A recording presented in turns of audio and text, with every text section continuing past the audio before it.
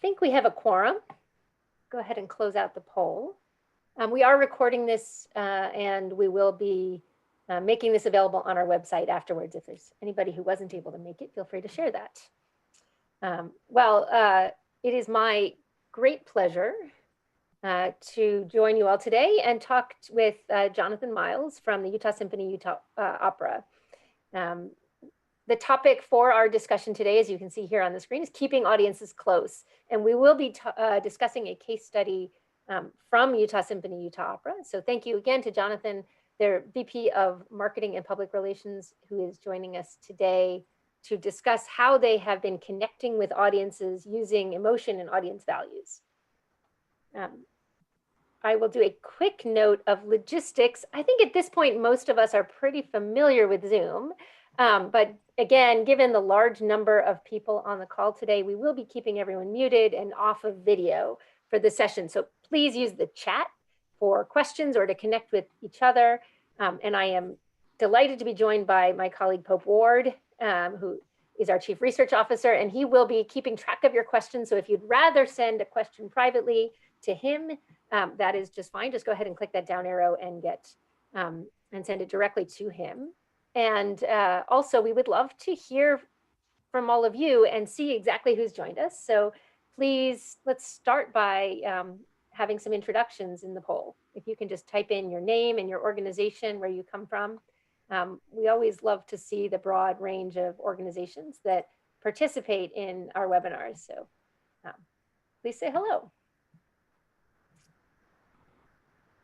Great, and I actually have an official version. I may as well share while we are seeing that scroll by. So glad to have all of you here today, and you can scroll through and see the incredible set of attendees we have for our conversation today. Representation from all genres of arts and culture, all regions of the world, and thank you for taking some time out of your day today, especially as we approach the end of the year. I know it gets busy, and appreciate all of you giving us your time. And in particular, really appreciate having John Miles join us. Again, he's the Vice President of Marketing and Public Relations for Utah Symphony and Utah Opera. And you can see his impressive bio here, but I'd love to give him a chance to introduce himself. John, do you want to do a quick introduction? Sure, thanks, Karen. Yeah, I've worked for the Utah Symphony and Utah Opera here for about 13 years now and have seen a lot of change over that time, obviously, and it's even more rapid, this past year. That campaign you saw at the beginning was our Rockstar campaign, and it was kind of one of the first things that we did after we did this research we'll be talking about. And it was one of my favorite things that we've done. The musicians loved it, and it was a risk, and so I was a little bit worried.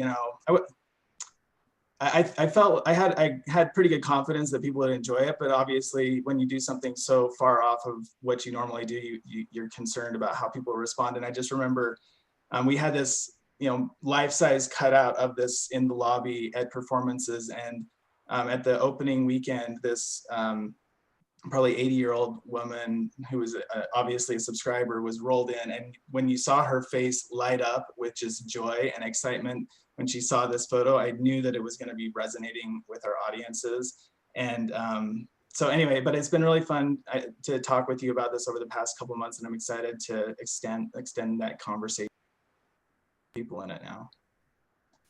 Great. Well, thank you so much. And here's how we're going to use our time. Everyone will have plenty of opportunity to ask questions of John.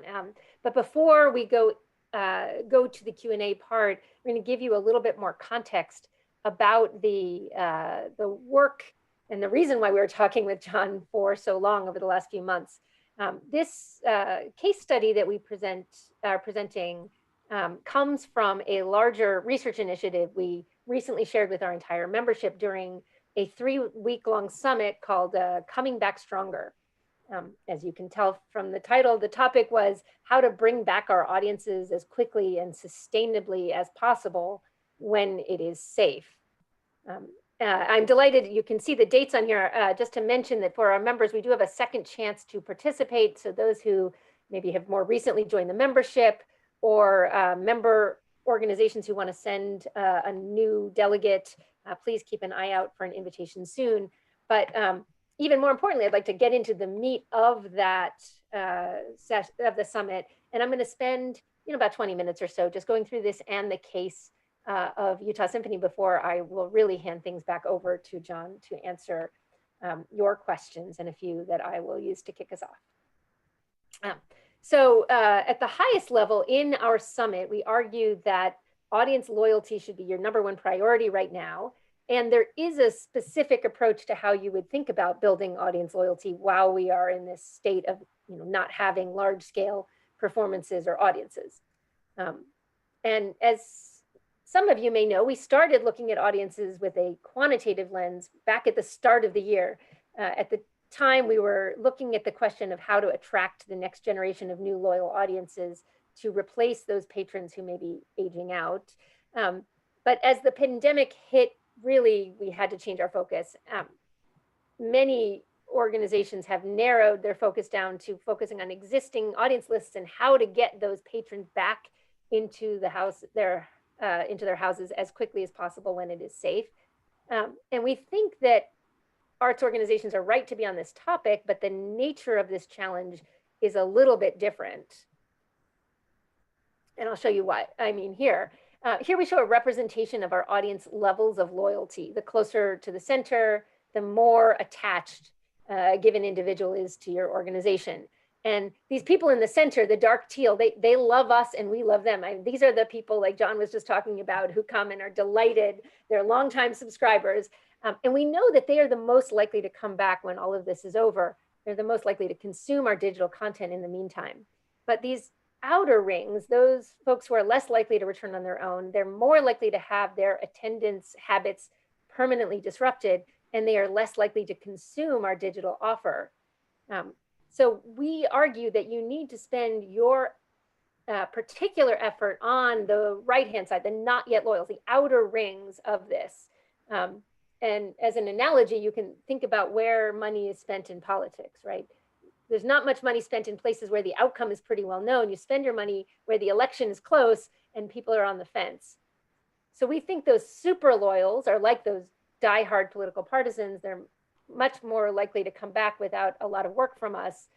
But it's that next ring out, the light blue, the ones who aren't subscribing or consistently donating, they are the most at risk. So that gets us to the key question we answered with our summit, which is how do we increase our bond to those who are most at risk, the outer rings. And for that, we pulled some data from a couple of places to shine a light. This page is the essential kernel of what we believe arts organizations should be doing right now. It comes from a sister company of ours called the Corporate Executive Board. It's now known as Gartner. They did a monumental study of loyalty in consumer brands in the midst of the 2009 recession. And it turns out that these brands have a lot of lessons for arts organizations. And we were able to show these same results for with our own arts quantitative initiative. But let me talk about what's here. At the highest level, the survey tested all of the things that consumers did or didn't care about to determine quantitatively what factors drive loyalty, that intent to return, the behavioral and attitudinal loyalty, the likelihood that someone will repurchase and recommend your product. And the box here in the middle of the page says it well, right? The biggest driver of loyalty for consumer brands is emotional differentiation. That's the darkest bar here. And that's in contrast to the smaller bars on the right, things like functional differentiation or functional concentration. So let me just take a minute to explain what all of these terms mean. We'll start with functional differentiation, right? Think about a product that we're all pretty familiar with, the iPhone. Their functional differentiation might be a better camera or better apps, that sort of thing. Functional concentration then is the ability to focus your resources as an organization on perfecting one or two functional things that are really important or differentiating for that particular segment of customers you care about. And then emotional differentiation. Well, what's that for iPhones? Perhaps it's that it feels cool, right? iPhones have style. That's a big part of what makes them appealing.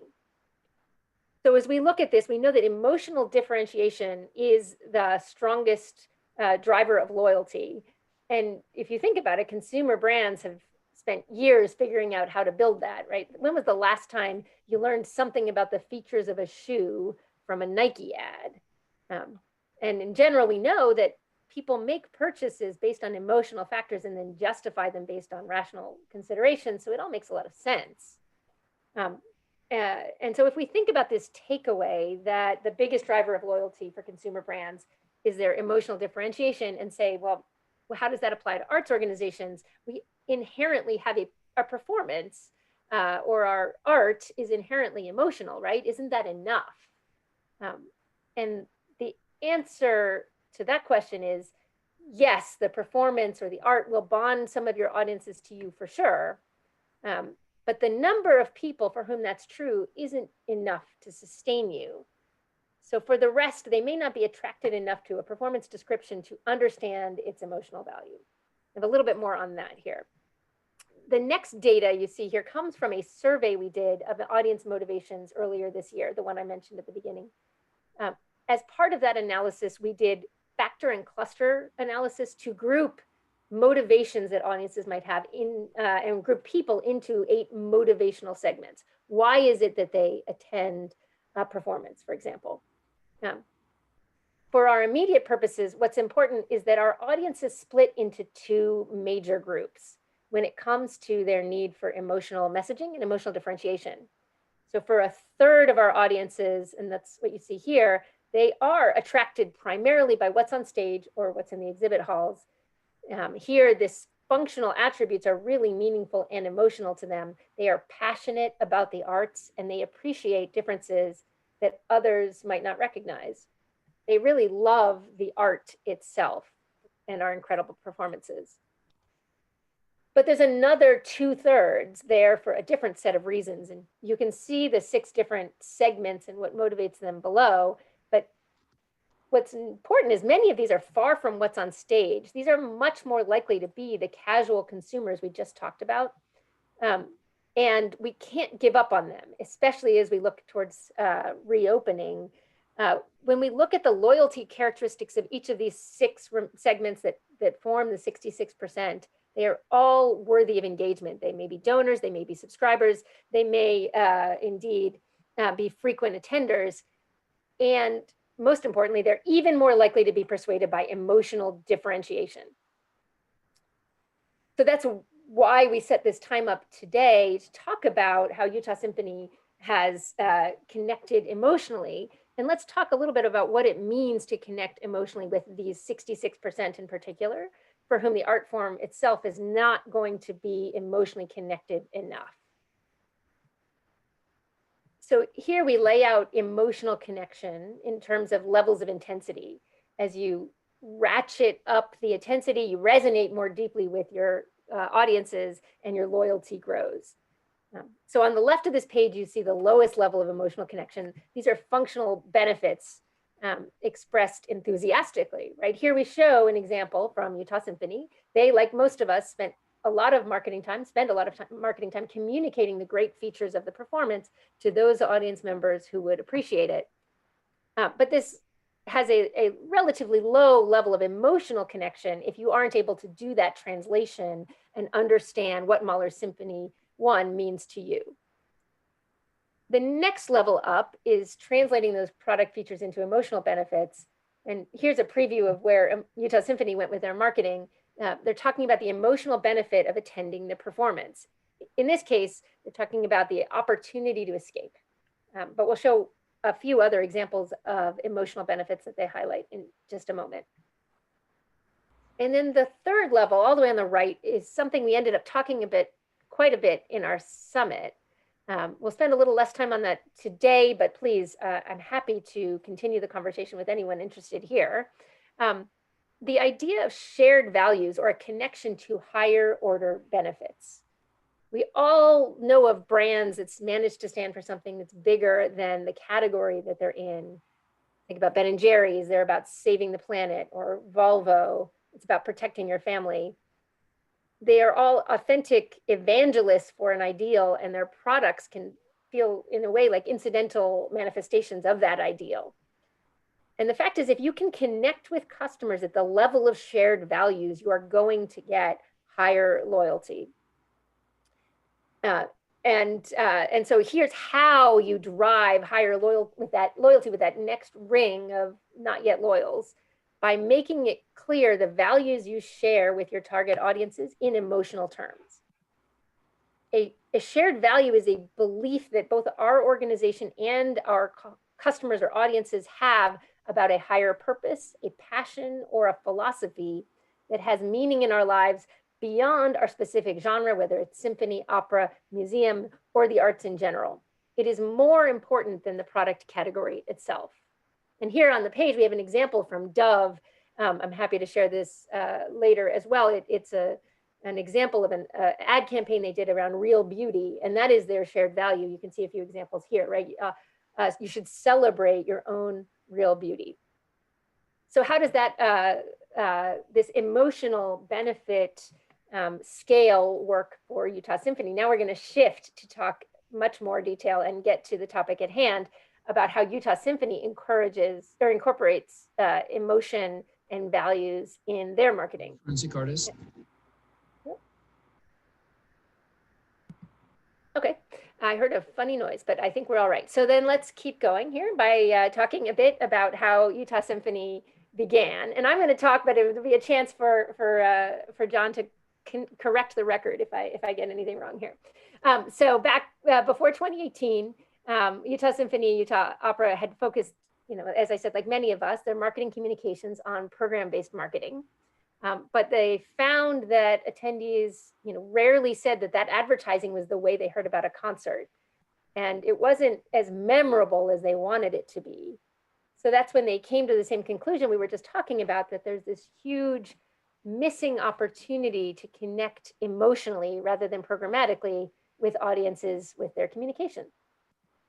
But how do you understand what audiences care about emotionally? It can be a really tough thing to ask your audiences. How do you feel emotionally about the symphony? And it can be hard for audiences to express, even if you were able to ask them. So John and his team found a clever way to bring some of those deeper emotions and values to the surface using pictures and a technique called ZMAT.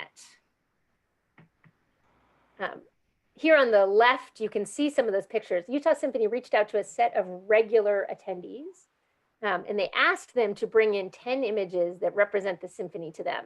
It could be anything they wanted, but the only catch was that none of the pictures could include the symphony hall, musicians, or instruments, right? It had to be things that were not literally about the symphony. And this helped to get to those feelings about the symphony rather than facts about the hall or the performances. This interview approach is called the Zaltman metaphor elicitation technique. It's a mouthful. We like to call it ZMAT for short. They call it ZMAT for short. And so if you start with these photos, you then ask interviewees to describe the picture and connect it back to their thoughts and feelings about the symphony.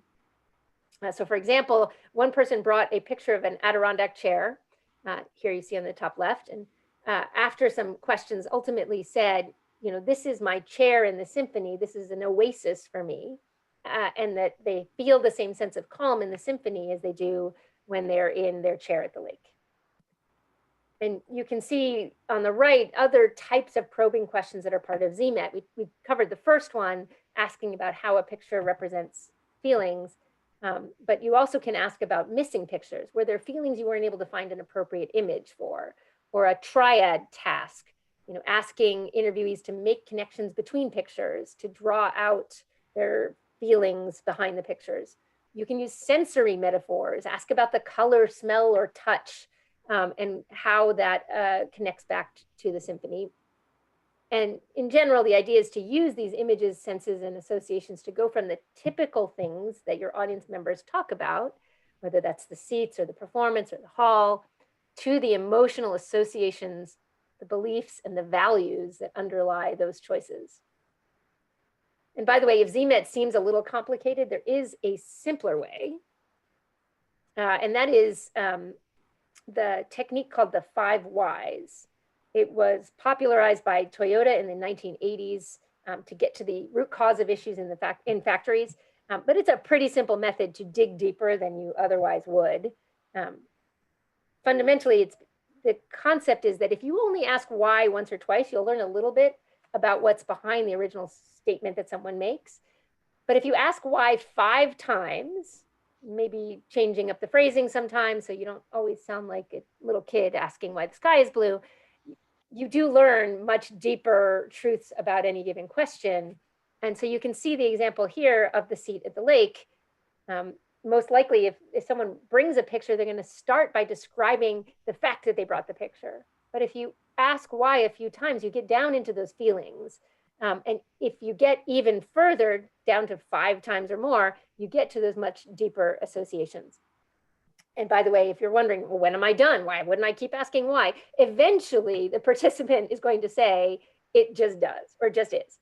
So once you've gotten this trove of insight through all these questions that you've asked, and you understand your audience values a little bit better, thanks to the pictures they brought and the associations that elicits, you then need to organize it to make some choices about how you're going to use the information that you found in these interviews. And this is what Utah Symphony did next. I'm going to show you a map of all of that. It's a bit overwhelming, but I'll walk you through a single example.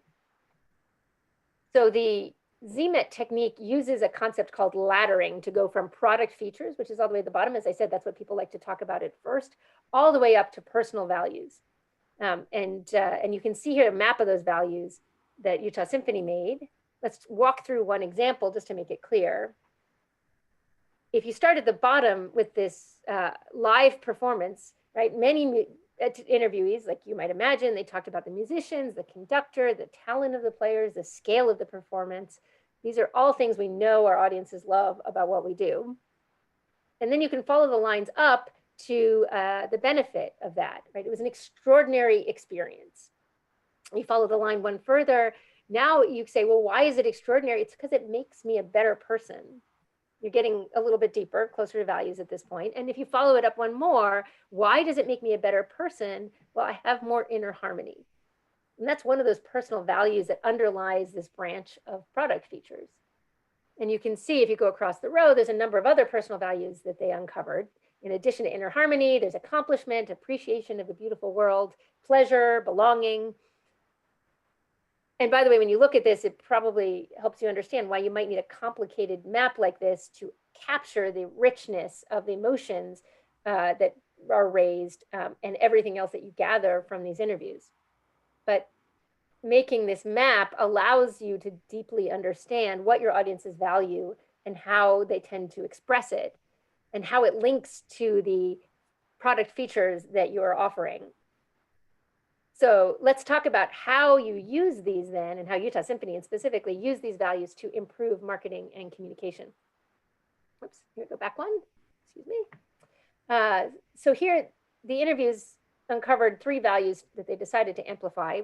There's accomplishment on the left, beautiful world here in the middle, and inner harmony on the right. They worked with an advertising agency to build the campaign around the values. And you can see in contrast how different these campaigns are from the more typical performance-based campaigns we saw at the beginning.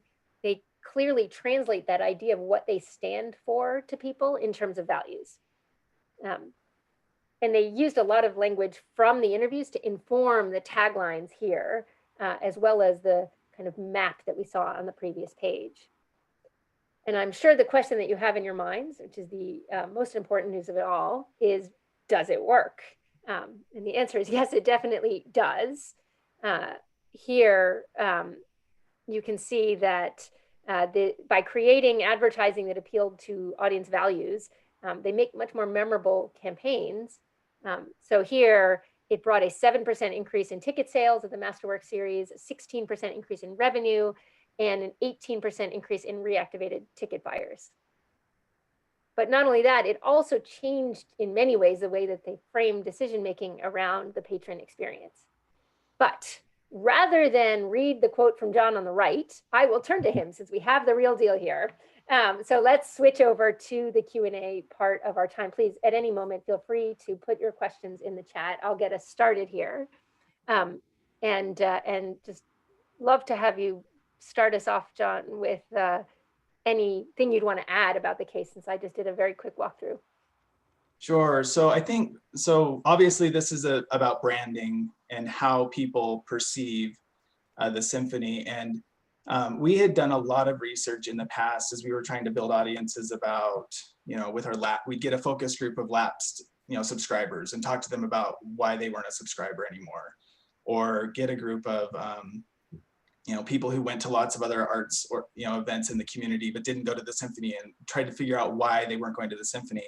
And this took a different approach where we found the people who were obsessively passionate and loved the Utah Symphony, and tried to figure out what it was that created that emotional connection between them and the brand. And we use that as a data point to try to help other people see the brand through their eyes, right? So people who might have the same values that they have, but don't see the symphony as a way of expressing those values. We wanted people to understand why people who love the symphony, and use that as a way to engage them, and really just give them a glimpse about where this passion comes from. And then the other point I wanted to add is that with the laddering, there's this connection between the product benefits and the personal benefits. And I feel like that's really the key to that, because we talk a lot about relevance and how do we find relevance in our community. And it's that connection right there that is where the relevance lies. So for example, why is an intermission important to someone, right? It gives them an opportunity for social interaction, which then gives them something to look forward to, right? And so the benefit of that social interaction, personally for them, I'm going to go see my friends. I'm looking forward to the concert this weekend because I'm going to get to see people. And then that gives them the sense of belonging in the community, which is what they're really seeking after. And so, I just wanted to, like, that, as we're talking about relevance and branding and how to, and emotional connection, things like that, I think that bridge between personal benefit and product benefit is really where the magic lies. Got it. Thank you. One of the questions that came through, I'm going to go ahead and jump to it since a question came through, and then we'll come back to a little bit about how you got things started. That map that you made is very impressive. Did you have help creating it? Did you work with anyone else as you built out or worked through the ZMAT technique? Yeah, so this was actually a project. So I was in an executive MBA program, and this was a project that we were assigned as part of the marketing course in that executive program. And so I had a group of 5, I worked for the symphony, and they worked all in, various industries. And so we did have, I had that group that was helping doing these interviews, and we were working together. And it was nice to have, my perspective of knowing really deeply the art forms and the organization, but also some people who were from the outside who maybe didn't go to the symphony, and were having these conversations with people for the first time.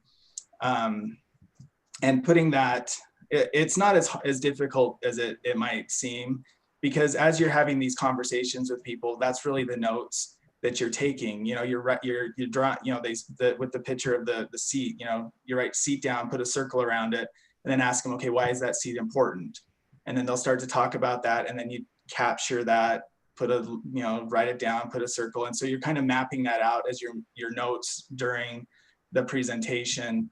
And then you end up with a lot of these, because you're interviewing 10 to 20 people and asking them for all this. And what you want to do is go back and try to find the common themes that you're hearing over and over and over again to bring it all together into one map. So in a way, you were kind of creating it as you went along. So it wasn't such a challenging thing to pull it all together when you finally did. No, it's time consuming, because you do go back and listen to them again to make sure you didn't miss anything. And especially you had mentioned metaphors. And I feel like that's one of the most valuable things, like not just what they say, but how they describe it. When someone's talking about, I felt like I was going to fall out of my seat when I heard this piece of music, right? That's a metaphor that's talking about movement. And then you can take that metaphor and incorporate it into your advertising to even have a deeper emotional connection with people. And they would talk about contrast, right? And so you can figure out ways to bring contrast into the ads, just things like that. And so it does take time to go back and re-listen to the interviews and try to pull out kind of those little details and make sure your maps are correct. But the process is pretty simple. I mean, we'd never done it before, and we put that together. Got it. I definitely want to come back to the beginning and how you kind of decided to make this choice. But actually, as you're talking about those interviews, we were talking about how you built the map, but we'd love to go just one step earlier, right? What advice do you have if someone wants to try to do some of these interviews on their own? Was anything awkward? How did the interviews go? I loved them, and I think about them honestly all the time. When I first started in marketing, I did a lot of direct marketing. I worked for Bowflex back early days, when it was all infomercials and stuff like that. And one of the things that you learn is, have a person in mind when you're writing a letter, right? And so we create personas and things like that. But really what it did is it brought those personas to life. And when I think about something, I'm thinking about Margaret, and how is Margaret going to respond to this? And what is it that's important to Margaret? And so, so I really love doing them, and you don't get an opportunity to talk with people on this level very often. And the patrons were really excited about it because they love the symphony, right? These are the people who were the most passionate about it, and they loved for an hour to be able to sit down and just talk about why they loved it so much. And so I think it would be easier than people would expect. And I was a little bit worried that it might feel repetitive and all of that, but it doesn't. The conversation flowed pretty naturally. The one thing that I would say is that if you want to do this, be really specific with the patron. It's a weird ask, right? It's like, okay, I want you to bring in these photos. They can't be of the symphony. We're going to talk about them. And that piece was confusing to some people. Some of them didn't show up with photos, or they didn't understand exactly what was, requested. And so I would say that's the piece. Make sure that the patron or whoever you're talking with really has a good sense of what is expected of them before they show up, because that'll give you a lot better information. So it sounds like once you had the photos and were able to kind of start it, things went fine. People didn't resist the idea of talking about things at the level of emotions much. It was just getting them started. Yeah. And like I said, they're passionate about this, and so they were excited to talk about it. Let me be answering another question that came up here, which is around how you picked who to interview. It sounds like you went to some of your most loyal patrons. Why them?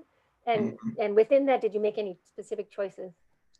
Yeah, so we wanted to talk to the love group, right? The people who love us. And if you want to understand what makes people passionate about it, you find the people who are the most passionate.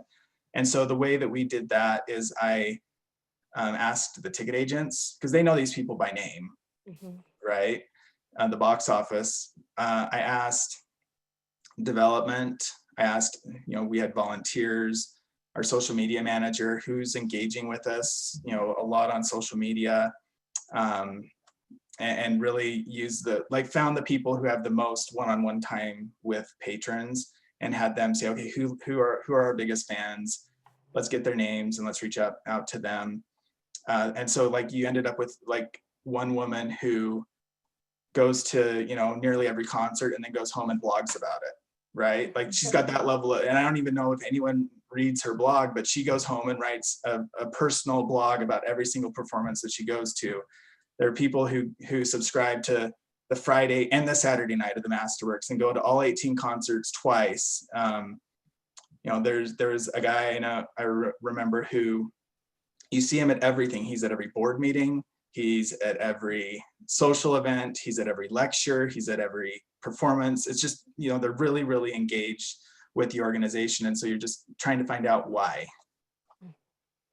And then that relates to a question someone asked around whether you thought of different audience members differently or created segments. And I guess the question is for both before and after, right? Were you looking for a variety of participants early, or based on what you knew about them, variety of some kind? And then afterwards, right, did you find segments where you said, well, this value is going to appeal better than to others, and how did you make those choices? Yeah, we did have, we'd segmented out our audience into a couple different segments and did focus on the one that we felt like would be the core.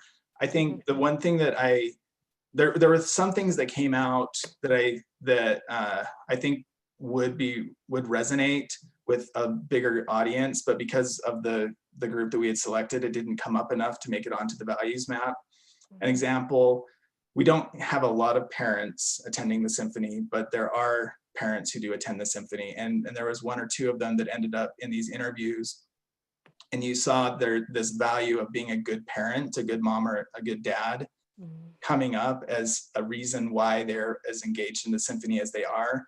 But it didn't end up on the final values map because there just weren't enough people that brought that up, and it would be it was kind of one of those things where we said, okay, if we want to get more information on this piece, let's bring in a group of parents and have this conversation with them and see how their values might be different than a 45 plus subscriber.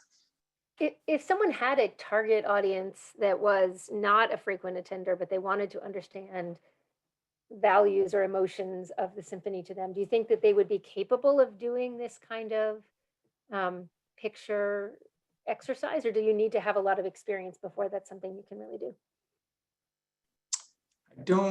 That's a great question. I think that like the goal with this was, like I said, to help people who are at that stage see the symphony through the eyes of those who love it. And so I would, my initial thought is that I would probably do a different type of research with those people than this, because I don't think you're going to get the deeper feelings about the symphony.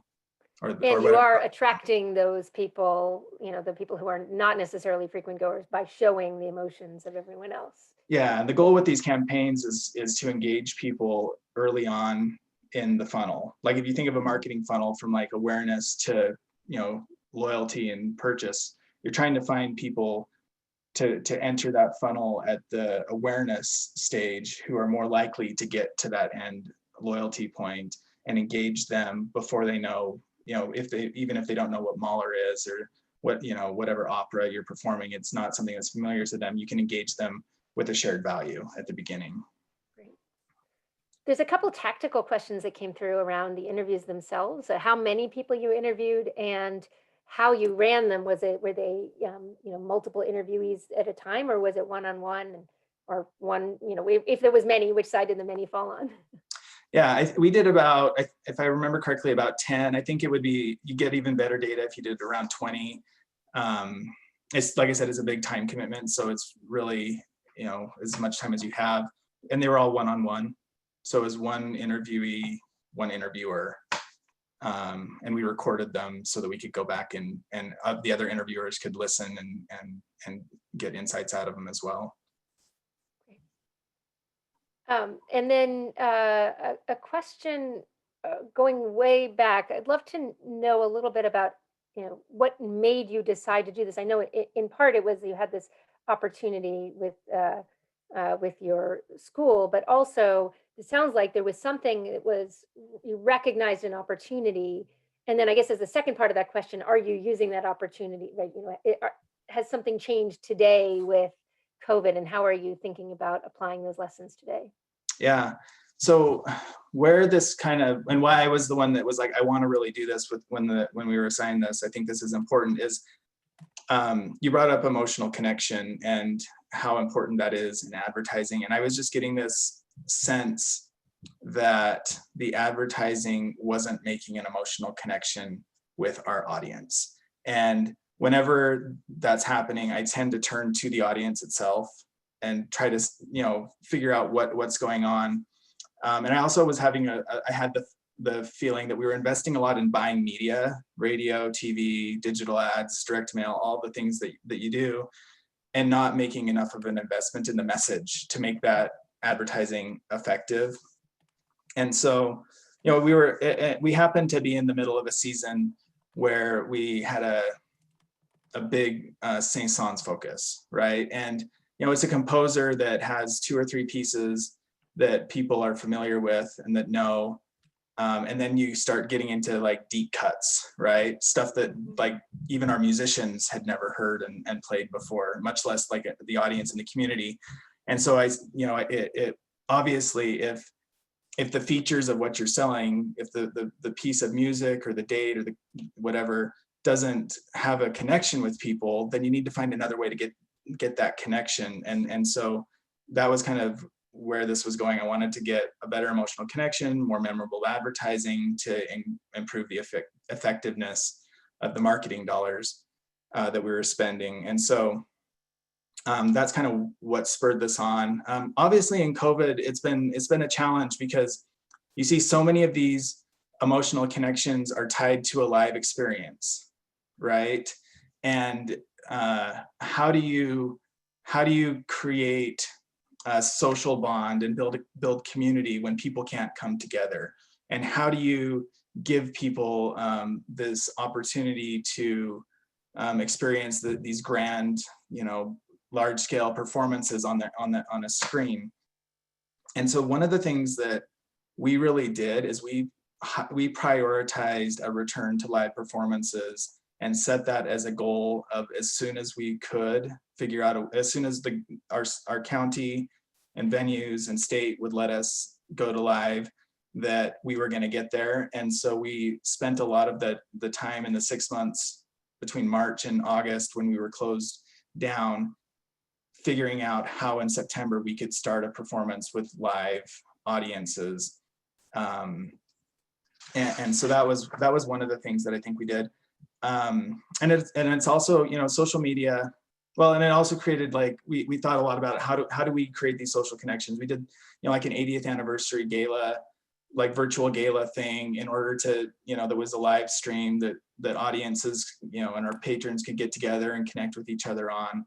And so the values at the top kind of also helped us be creative in how do we maintain these relationships right now when we lost one of the most important aspects of keeping them. And you're still using, in some ways, those values in your messaging that you're doing in this time, pointing to the online performances you might have in addition to live. Yeah, and it's been interesting because the campaign that we developed, the Add Some Symphony to Your Life campaign, where it shows, the girl in the car, or there's a yoga one, and there's all these different things. We didn't develop that knowing that the pandemic was going to happen and that we were going to be relying on stream performances. It was more about, like, this is kind of the, this is how you'll feel at the symphony, right? This is the benefit that you get out of it. Add this to your life. But it's also allowed us, as we've moved to streaming and moved to focus on that, we've said, okay, the symphony can be a part of your life in lots of different areas and aspects. And so this is something you can consider putting into your life today, even though you can't come to a live performance. And so it's been nice in that respect, even though it's not intended to work that way. There's a couple of other questions. I'm gonna jump around a little bit. There seemed to be a theme of questions around internal resistance or acceptance of this concept. So if you can walk us through, from the beginning when you thought about doing this all the way till now, how has that changed, or how did people react internally? I think so. The way that let's start with the Rockstar campaign, because that one, it was very different, and I honestly, I would say I went and got allies for it. And I got, the most important ally was our music director. And I had 5 campaigns from the ad agency that were proposed. And he said, we've got to do this one, right? And I think that he liked, first of all, that it focused on the musicians and that it was creative and different and all of that. And then I went, and then finding allies in leadership throughout the organization who were excited about it and stuff before, like, so that there was support internally, and that the people who were a little bit more concerned were able to, say, well, lots of people are excited about this that I trust, and so I'm okay with it.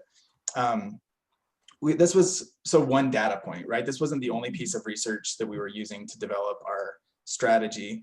And what we did is we took this, as well as some other information, and created a brand document that talks about our positioning. It has our brand story in it. It talks about our message hierarchy, all all the different things that you would expect to have in a brand document. And then I took that document and met with all of the departments that create communication. So our development team, education, executive leadership, board, and shared that information with them so that they understood what the strategy was. These values, I think, fit most like obviously into that plan in the message hierarchy, where you're talking about how people make decisions about purchasing, right? And you know that decisions start you build your brand emotionally and you go down to features, but people then like start to once you have that connection, then they start caring about what day is it on, what are they playing, who's the artist and all that. And so the features then play into the decision making, but that's not where you start. You have to start with the heart of and that emotional resonance with someone. And so that's where I think you see it in the brand building, is where you see, or sorry, in the message hierarchy is where you see at the top, you know, when you're trying to make an emotional connection, these are the things that people connect with. And there's some questions about what that hybrid mix tends to be at the end of the day, starting, you know, if you squint and look at all of the advertising, what is messaging about shows versus what's emotional and brand? Yeah, so I think with like digital, you know, we have our audience segmented into acquisition and retention, and a lot of like what we're talking about plays into the acquisition aspect of it when you're trying to get that initial engagement with people. Once they've clicked on an ad or visited your website, you know, and you know that they're interested in starting to consider, then you can start to deliver them with ads that are more event focused, right? And it's like this concert's happening on this day. But so that's kind of where it looks is it's that beginning of the relationship where you're trying to just generate engagement and awareness and interest in attending. And you can use, it's nice with digital marketing, especially you can use that. With radio, it's a little bit more challenging because it's, you know, you can't segment as easily. But what we've done is incorporated this into, so like the first 30 seconds of a 60-second ad will be a brand, you know, brand message, and then it flows into this is what's happening now, right? So if you can capture their attention and get that interest at the beginning of the ad, then you can start talking about, you know, here's some opportunities to come and do what we're talking about. There's a very specific question around the timeline. How long did it take from the moment you kicked off the initiative of interviewing everyone to the point where you had your revised campaign that's incorporated the values? What were the different stages, lengths? I think it was a couple years, because I think we did these interviews in 2016, if I remember correctly, and the Rockstar campaign launched in 2018. So I mean, and in between that, you know, we did this research, we hired a new ad agency, that because you know, and you don't have to do this with an ad agency, but you know, you have to find someone who you trust, to whether it's someone internally or a graphic designer that you work with or someone on your board, someone who you really trust and that understands branding and can kind of push you into a zone where you feel a little bit uncomfortable to try to get to that creative spot. And so we went and found an ad agency that we trusted and had a track record of doing this. One of the campaigns that they had done was a Snowbird, which is a ski resort campaign, 1 star, which like had gotten a lot of traction and interest, you know, nationally, internationally. And so we found them, but they also cared a lot about the symphony. They loved the symphony. They were passionate about the symphony. And so we found these people that we trusted to help with it. Oh, sorry to interrupt. If someone wanted to try to do this in a compressed timeline, how quickly do you think you could turn around the whole interview process to get to values? Not talking about necessarily the interview process took like maybe a 2 or 3 months, you know, to get from like starting to do this to like a final thing. It was then just like, you know, the symphonies and opera companies move slowly, plan very far in advance, and so you know you have to takes time to develop campaigns, and it's usually a year before the campaign launches that we're even starting to put this together. And so that's why it took so long. It was just the planning cycle. But we were trying to put some of this stuff into play even before we launched the campaigns, just, you know, in our department in other ways. You've talked about how having these values, you know, was useful in explaining the brand internally and externally.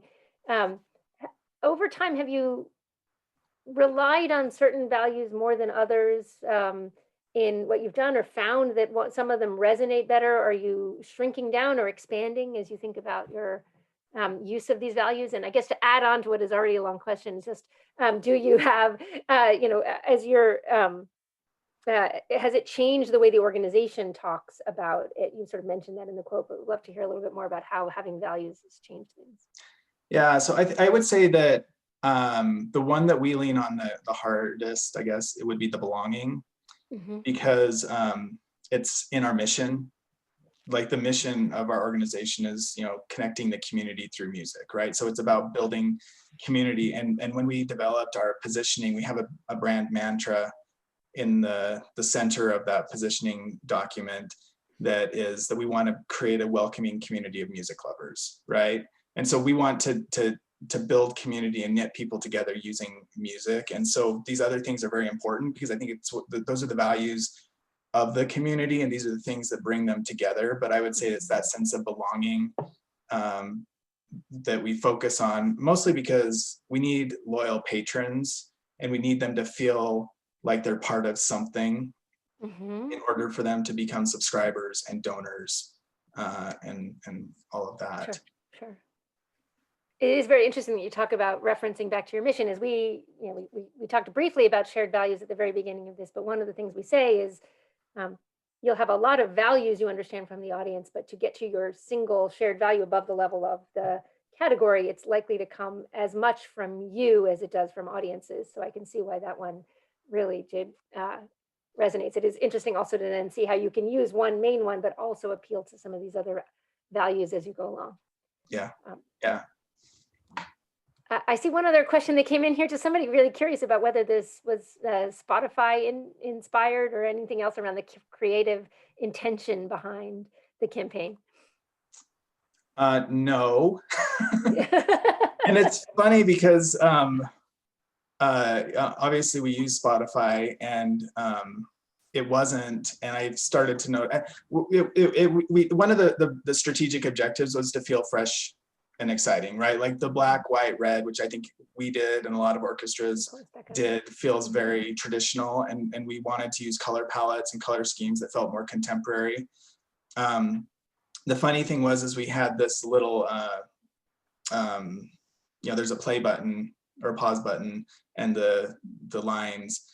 And when we launched the campaign, we started to get feedback, and people were saying, I scanned this and it didn't go to the right piece of music. And we're like, what?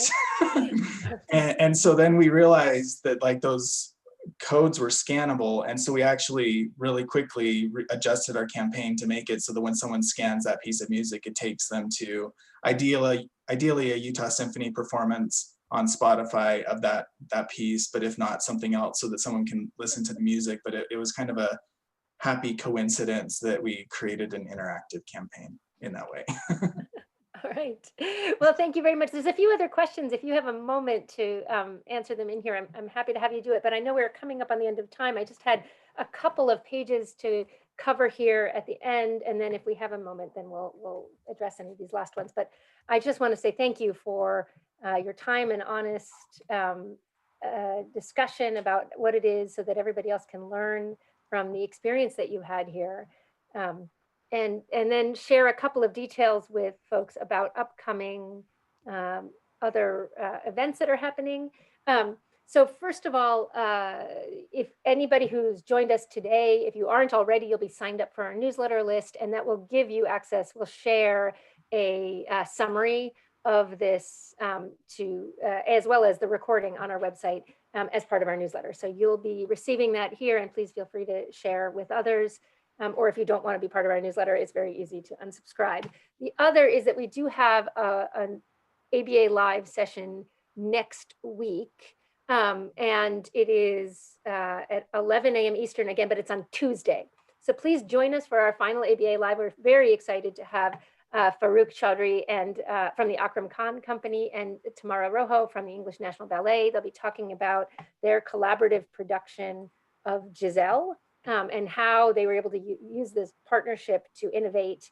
The registration link is on our website, advisoryarts.com, or if I'm lucky, then someone on our team will put it in the chat for you as well. And then finally, we would love to have your feedback. So let me go ahead and put this poll up while we close out. Oh, here we go. And this one. And just let us know your feedback about this session as we close out here. I will, while you are doing that, I will just take this final moment to thank you again, John, for joining us. Your insight into how Utah Symphony and Utah Opera has used emotional messaging has been incredibly valuable for everyone who is joining us. Talking about the emotional benefits of the work you do and the values that are at the core of your organization is something you can be doing now, even when you're unable to, or if you're unable to host live performances. And it is going to bond your casual audiences to you in a way that encourages their return and their loyalty when you are back to full strength. So thank you so much for helping our participants learn a little bit more about how to uncover those emotions so that they can be using those in effective ways. Definitely. And I just want to add that if anyone is interested in doing this, I'm happy to send the interview protocols and all of the stuff that we use to get started with it so that you aren't having to start from scratch. And so just go ahead and reach out to me. My contact information is on the Utah Symphony website, and I'm happy to talk through it in more detail. Thank you. And I would love to have those and share those in our follow-up or link to it if people are interested. So thanks so much for that. I really appreciate it. With that, we will say thank you to all. Stay safe. Looking forward to seeing you again next week, and appreciate all of you joining us again today for a really interesting conversation. Thanks again, John. John, thank you. Thank you.